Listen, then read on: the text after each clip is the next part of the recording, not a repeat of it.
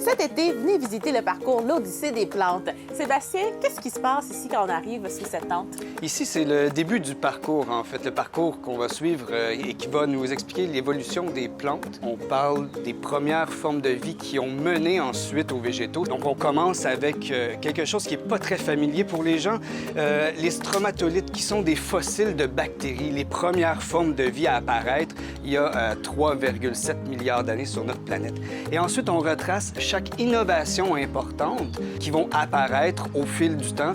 C'est ce qu'on va retrouver sur le parcours, donc 8 stations. La première, en fait, c'est une approche un peu artistique qui veut être une immersion dans l'environnement dans lequel ont pu croître les premiers organismes. On a une belle plage de sable de verre ainsi que de la brumisation, donc une bruine qui vient nous rafraîchir et qui nous rappelle justement cet environnement aquatique-là. Par la suite, on va explorer les mousses, un endroit zen où on peut les contempler et les chatouiller. Et ensuite de ça, on va se diriger vers une forêt de prêles. Les prêles qui sont des plantes formées principalement d'une tige qui ont pu atteindre plusieurs mètres de haut à l'époque, mais qui sont beaucoup plus petites aujourd'hui.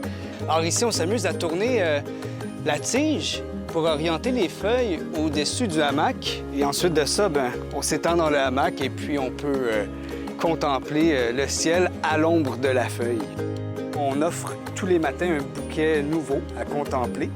Et à partir de ce bouquet-là, on va identifier les différentes structures des fleurs pour pouvoir ensuite les observer à la loupe binoculaire. Et sinon, on a un jeu de basket-pollen où là, on se prend pour des pollinisateurs et grâce à des gros grains de pollen, on tente d'aller féconder finalement la fleur. Donc, tu veux essayer un lancer?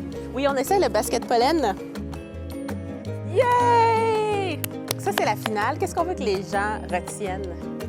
On veut qu'ils retiennent que l'humain a un impact sur son environnement, qu'il y a une belle biodiversité qui nous entoure et donc qu'on a toute l'inventivité chez les humains et les moyens pour réussir à obtenir un équilibre. Merci, Sébastien. Ça me fait plaisir.